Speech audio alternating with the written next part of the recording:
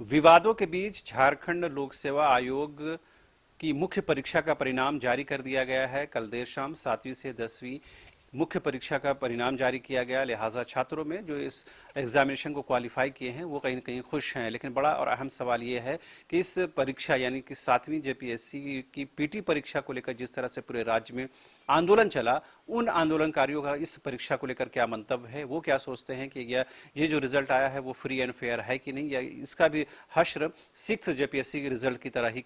होगा क्या। इस वक्त हमारे साथ मौजूद हैं जेपीएससी के एस्पिरेंट रहीं और इस आंदोलन में बढ़ चढ़कर हिस्सा लेने वाली कहकशा कमाल। आपने सुना होगा कि 7th जेपीएससी का रिजल्ट आ गया है मुख्य परीक्षा का, और इसमें जो इंटरव्यू की तारीख भी अनाउंस कर दी गई है। तो कहीं ना कहीं ये लग रहा है कि जेपीएससी बहुत जल्दबाजी में है और इसमें कोई डिले नहीं होना चाहता है। आपको क्या लगता है, ये फ्री एंड फेयर है या इसमें कुछ गुंजाइश बनी है? सर, जैसे कि आपने कहा कि ये जल्दी जल्दी प्रोसेस इतनी जल्दी में इसलिए किया जा रहा है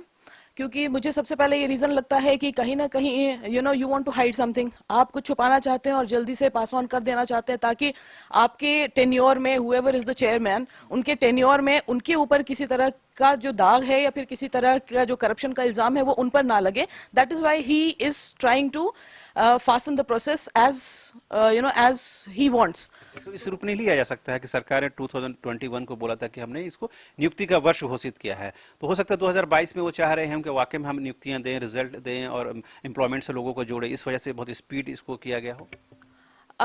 देखिए सर, झारखंड बने हुए 21 साल 22 साल अब हो रहे हैं हमारे। अब देखिए कि कितने रिक्रूटमेंट प्रोसेसेस हुए हैं, कितने लोगों को नौकरियां मिली हैं, कितने लोग एक्चुअली काम कर रहे हैं। पिछले जेपीएससी, छठी जेपीएससी का जो हाल आपने बताया कि लोगों का रिक्रूटमेंट हो जाता है, हाथ में रिक्रूटमेंट अपॉइंटमेंट लेटर आ जाता है, उसके बाद उन्हें निकाल दिया जाता है सेइंग दैट कि नहीं, प्रोसीजर में प्रॉब्लम था, प्रोसीजरल प्रॉब्लम था। तो जैसे 7 जेपीएससी का भी जो हमारा जो आंदोलन था वो इसी बेसिस पे था कि प्रोसीजरल प्रॉब्लम है। देखिए आउटकम क्या आता है इसका नहीं आता, दैट वाज वेरी इररेलेवेंट। जब हम लोगों ने आंदोलन किया था, हम लोगों ने आंदोलन सिर्फ इसलिए किया था क्योंकि जिस तरह से एग्जाम कंडक्ट कराया गया, जितनी जल्दबाजी में एग्जाम कंडक्ट कराया गया, मेंस का और फिर अब इंटरव्यू का भी डेट आ रहा है, ये कहीं ना कहीं यही साफ दिखाता है कि जो एडमिनिस्ट्रेशन है वो जल्दबाजी में इसलिए है क्योंकि वो अपने ऊपर किसी तरह का दाग जो है, क्योंकि उन्होंने देख लिया कि आंदोलन प्रीलिम्स के बाद जो आंदोलन हुआ वो बहुत बड़े लेवल पे आंदोलन हुआ था और कहीं ना कहीं उनका जो असली चेहरा वो सामने आ जाता अगर ये आंदोलन कुछ दिन और खिंच जाता, अगर लोगों का साथ हमें मिलता। लेकिन अनफॉर्चुनेटली ऐसा नहीं हो पाया, इसलिए शायद इन लोगों को लगा कि एक मौका है जहां पे अपने जो काम है उसको, मतलब सॉरी, जो करप्शन है उसको किसी तरह से, जिस तरह से छुपा के इन लोगों ने रिजल्ट दिया है। और मुझे लगता है कि जब इंटरव्यू का जो रिजल्ट आएगा उसमें भी कहीं ना कहीं मुझे ये लगता है फिर यही सब चीजें होंगी और फिर ये रिक्रूटमेंट प्रोसेस जो है वो फिर लटकेगा और फिर लोग जो हैं, जो स्टूडेंट्स हैं, जो तैयारी कर रहे हैं, जो तैयारी में शामिल होंगे, आने वाले जो स्टूडेंट्स हैं, वो इसी अधेड़-बुन में फंसे रहेंगे कि क्या पता मेरा होगा सिलेक्शन नहीं होगा। तो मुझे साफ तौर पे यही नजर आता है कि जब तक जेपीएससी क्लीन नहीं होता है, JPSC in the sense the whole setup, जो कमीशन है पूरी की पूरी, उसमें जब तक ऑनेस्ट लोग का रिक्रूटमेंट नहीं होता है, जब तक ईमानदार लोग नहीं आते हैं, जब तक लोग ये इस वजह से नहीं आते कि हमें एक फ्री एंड फेयर सिलेक्शन करवाना है और फ्री एंड फेयर रिक्रूटमेंट कराना है और ऐसे कैंडिडेट्स का रिक्रूटमेंट कराना जो actually they who want to serve the nation and serve the country, तो जब तक ये ऑब्जेक्टिव आपका नहीं रहेगा तब तक मुझे लगता है कि कोई बड़ा बदलाव नहीं आने वाला है। इसी तरह से कट एंड पेस्ट वाला सिस्टम चलता रहेगा। अभी जो रिजल्ट है इसका वेलकम कर रहे हैं कि नहीं आप लोग, जो आंदोलन के छात्र हैं या एस्पिरेंट हैं, ये जो इस एग्जामिनेशन से जुड़े, वो लोग तो आंदोलन के बाद जिस रिजल्ट आया तो इसको तो वेलकम करने की जरूरत है, कम से कम एटलीस्ट रिजल्ट तो आया। हाँ सर, देखिए रिजल्ट प्री का भी आया था, उसमें जब हम लोगों ने आंदोलन किया तो फिर क्या होता है कि रिवाइज रिजल्ट आ जाता है, रिवाइज रिजल्ट में कुछ और लोगों का फिर सिलेक्शन होता है, कुछ और लोगों का कुछ और लोग जो है मेंस लिखने के लिए तैयार होते हैं, लेकिन जो लोग ऑलरेडी जिनका जो क्वालिफाई हुए थे उसमें से कुछ लोग बाहर भी निकल जाते हैं। तो वहां पे अब देखिए जो लोग वेलकम कर रहे थे वो फिर बाद में अनवेलकम करने लगे, उसको उसी चीज को बॉयकॉट करने लगे। तो यू टेल मी, जब तक सिलेक्शन फ्री एंड फेयर नहीं होगा तब तक उसका रिजल्ट फ्री एंड फेयर होने की गुंजाइश नहीं है। तो इसमें उसको वेलकम करने का मुझे नहीं लगता है कि कोई औचित्य बनता है, बिकॉज हमारा ऑब्जेक्टिव डिफीट हो जाता है यहाँ। मैंने देखा था कि जब पीटी के रिजल्ट को लेकर आप लोगों ने इतना हो हंगामा किया या यूं कहें कि आंदोलन किया बहुत पॉजिटिव ढंग से, तो उसमें एक मेजर पार्ट आप लोग का ये था कि इस नोटिफिकेशन को रद्द करके फ्रेश नोटिफिकेशन निकाला जाए ताकि ये रिवाइज रिजल्ट और फिर बार बार रिजल्ट निकाल करके, क्योंकि अभी रिवाइज रिजल्ट के आधार ही मेंस की परीक्षा हुई, उसी आधार पर आगे जा रहा। तो आपको लगता है लूप होल्स पीटी में ही रह गया है, वो लूप होल्स आगे कंटिन्यू हो गया है? हाँ, डेफिनेटली सर। देखिए, अभी मैं ऑन कैमरा ये बात बता रही हूँ कि मुझे कुछ गार्डियंस का फोन आया था जिन्होंने मुझे ये बताया कि प्री के वक्त उन लोगों को किसी somebody he did not name, लेकिन उनका फोन आया, उन्होंने कहा कि आप अपने बच्चे को एक दिन पहले एक बंद कमरे में देयर इज सम सेटिंग जिसमें बंद कमरे में बैठा दीजिए, उसको क्वेश्चंस रटवा दिया जाएगा और वो दूसरे दिन जाके वो आंसर का। अब ये बताइए कि इस तरह के प्रोसीजर के थ्रू आपका सिलेक्शन होता है। आप मान लीजिए प्री क्वालिफाई करते हैं, मेंस क्वालिफाई करते हैं और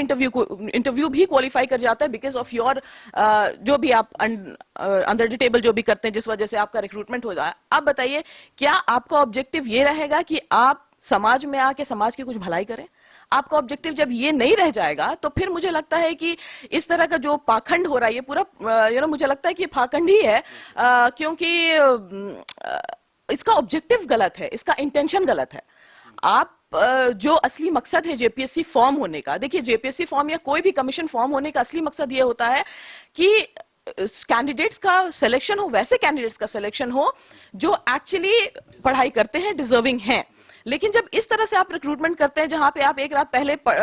लोगों को, स्टूडेंट्स को याद करवा देते हैं, रटा देते हैं और फिर उसके बिना पे प्री क्वालिफाई करवा देते हैं और फिर आगे का जो प्रोसीजर वो आप देख ही रहे हैं, तो मुझे लगता है कि कहीं ना कहीं हमारा जो ऑब्जेक्टिव है वो पूरा डिफीट हो जाता है। मगर आप जब इस तरह बातें करती है ना, तो जब इस खबर को हम लोग अपलोड करते हैं फेसबुक में या अपने दूसरे सोशल साइट्स में, तो वो लोग कहते हैं कि कहकशा कमाल इस वजह से कहती हैं कि वो खुद ही डिस्क्वालीफाई हो गई या वो उस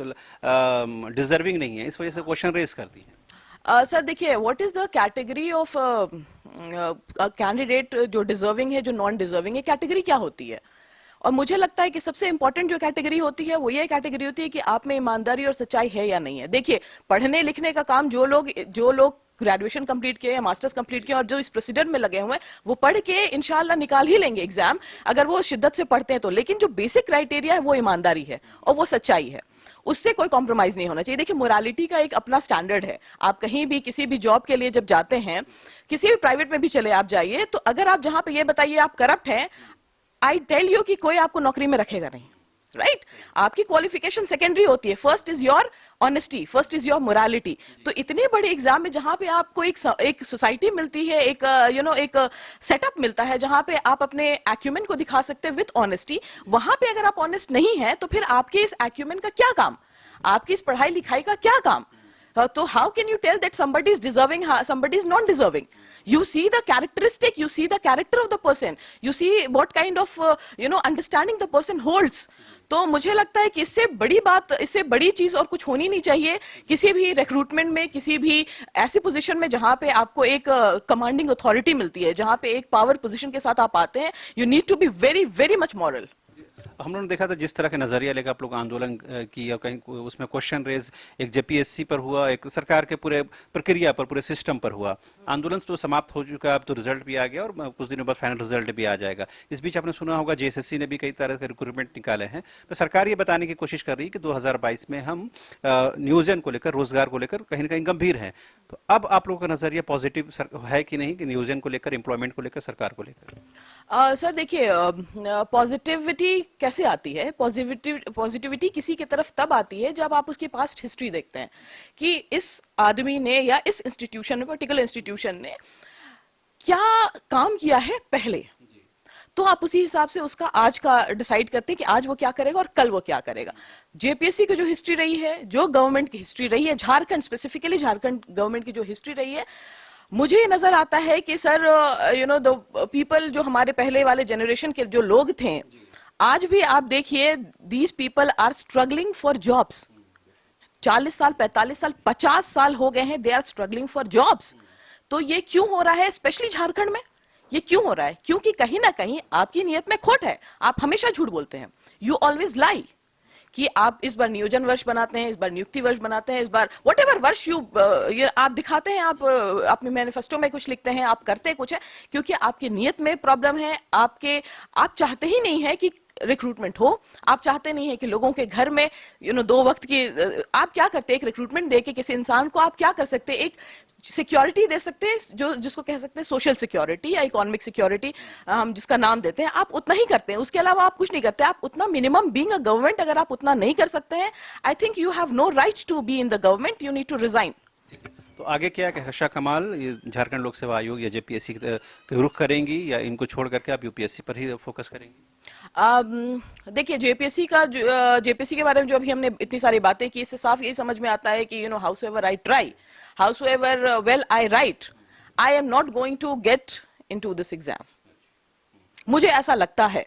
ठीक है। हाँ, अगर मैं 400 में 400 स्कोर करती हूँ या फिर मेंस में एक्सेप्शनली वेल करती हूँ, that is a very separate thing. First to 10 जो टॉप रैंक है, ये छोड़ के I think all the seats are sold, all the seats are sold. तो मुझे नहीं लगता है कि मेरा यहाँ पे कोई चांस बनता है। So I will better try my luck somewhere else, जहाँ पे मेरी जरूरत है, जहाँ पे मेरे एक्यूमेन की जरूरत है, मेरी ऑनेस्टी की जरूरत है, मेरी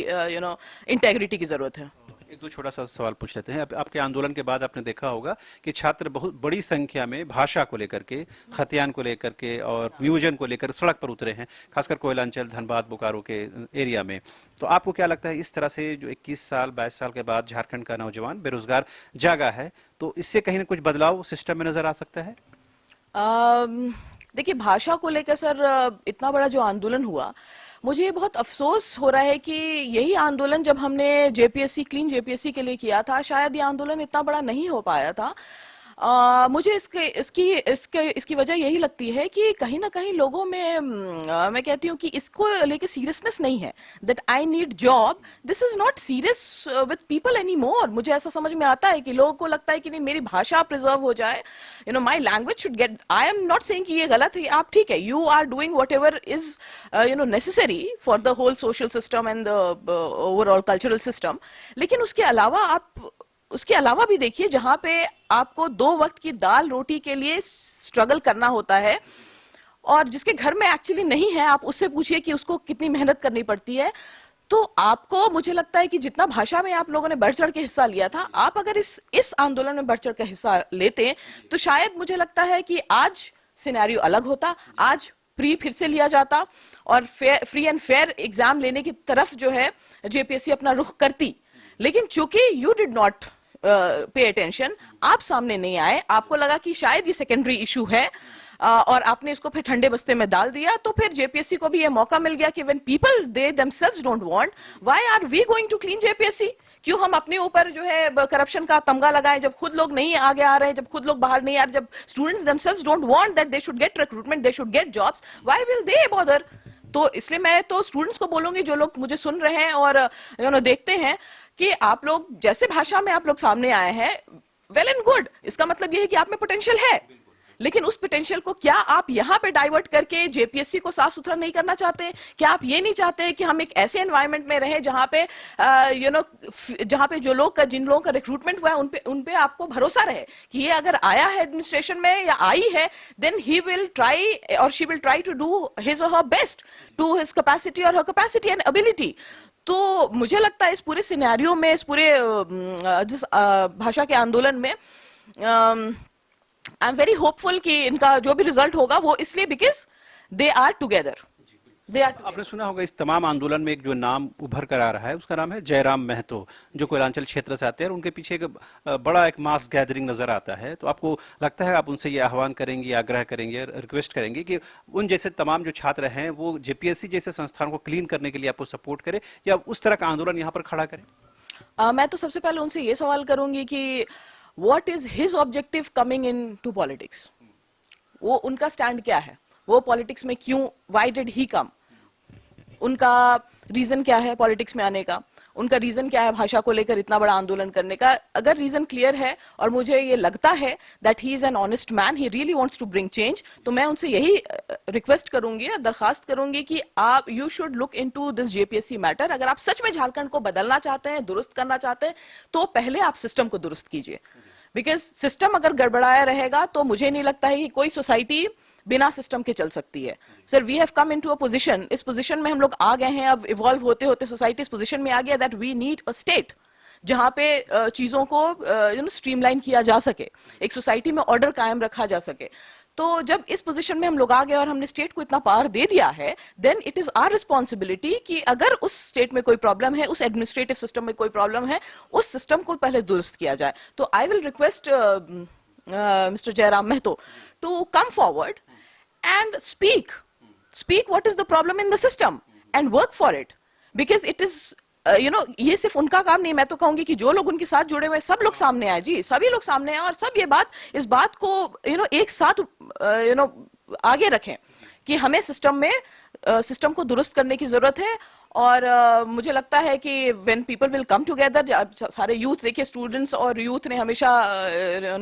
क्या बोले, एक सोसाइटी को एक नया डायरेक्शन दिया है, एक दिशा दी है।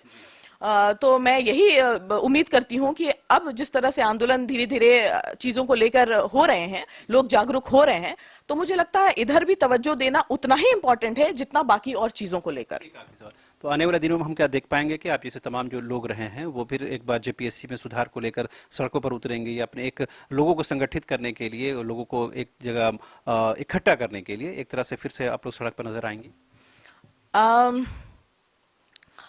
देखिए सर, मुझे तो जैसा कि आप एक्सपीरियंस आपने देखा कि हमारा जो जेपीएससी को लेकर रहा, प्री को लेकर रहा, तो उसमें मुझे कहीं ना कहीं ये समझ में आया कि आई नीड मास मोबिलाइजेशन। जब तक मास आपके साथ नहीं है, you can not do anything. तो चूंकि मास की जरूरत है, तो मुझे लगता है कि I have to be more vocal. अगर मुझे इस मिशन को लेके आगे बढ़ना है, सच में आगे बढ़ना है, और मैं सच में चाहती हूँ कि सिस्टम को दुरुस्त करना है, आई रियली नीड पीपल। और उन लोगों को इकट्ठा करने के लिए सड़क पे उतरना पड़ेगा। और ठीक है, क्यों ना हो कि इस तरह जो अभी आंदोलन जो छिड़ चुका है भाषा और खतियान को लेकर, उस आंदोलन में आप भी सपोर्ट करें और उस तरह के लोगों को अपनी तरफ मोबिलाइज करने की कोशिश करें। ये तो बहुत बेहतरीन होगा कि मैं उनका साथ दूं, या they should come with me and work together. अगर हमारा पर्पस सेम है, अगर ऑब्जेक्टिव सेम है, तो ये बहुत अच्छी बात है, ऐसा हो सकता है। लेकिन अभी चूंकि हमने इस बारे में कुछ डिसाइड नहीं किया है कि क्या आगे किया जा सकता है, लेकिन चूंकि अब रिजल्ट आ गया है, तो अब देखने वाली बात होगी कि अब व्हाट डू दे थिंक, कि जो जिनके पास मास है, जैसे Mister Jairam Mahato, what does he think. अगर if he is with us, I think mass mobilization में ज्यादा दिक्कत नहीं होगी, and we will be again on the streets fighting for our rights. तो I request everybody whoever is listening to me that अगर वो लोग ध्यान उसमें दे रहे हैं कि भाषा के ऊपर इतना ध्यान दे रहे हैं, तो मुझे लगता है कि आप इधर भी अपनी तवज्जो उतना दें कि आपको अपने जवानी में, because you need job now. ये नहीं कि 5 साल के बाद आपको मिलेगा, आपको अभी जॉब की जरूरत है। आप अभी साथ में आइए, सड़क पे उतरना है, सड़क पे उतरिए, आपको जो करना है आप कीजिए, बट फर्स्ट ऑफ ऑल आप अपनी तवज्जो यहां पे लाइए। तो आपने सुना, ये थी जेपीएससी की एस्पिरेंट रही कहकशा कमाल, जिन्होंने साफ तौर पर कहा कि जेपीएससी में जो बुनियादी खामियां हैं वो आज भी मौजूद हैं, उसे आज भी दुरुस्त करने की ज़रूरत है। ये दीगर बात है कि जेपीएससी ने बड़ी तत्परता के साथ 7वीं जेपीएससी का मुख्य परीक्षा का परिणाम जारी कर दिया है। साथ ही उन्होंने जयराम महतो सरीखे नेताओं से आग्रह भी किया कि वो लोग जिस तरह भाषा को लेकर, खतियान को लेकर आंदोलन चला रहे हैं, उस आंदोलन की थोड़ी भी तपिश अगर जेपीएससी के सुधार में लग जाती है तो बहुत सारे नौजवानों का, बेरोजगारों का भला हो सकता है। तो उम्मीद की जानी चाहिए कि आने वाले दिनों में जयराम सरीखे नेता जेपीएससी या अन्य जो रोजगार देने वाली संस्थाएं उसमें सुधार को लेकर काम करेंगे। कैमरा पर्सन संजय के साथ रांची से न्यूज़ बाय स्कोप के लिए शहनवाज।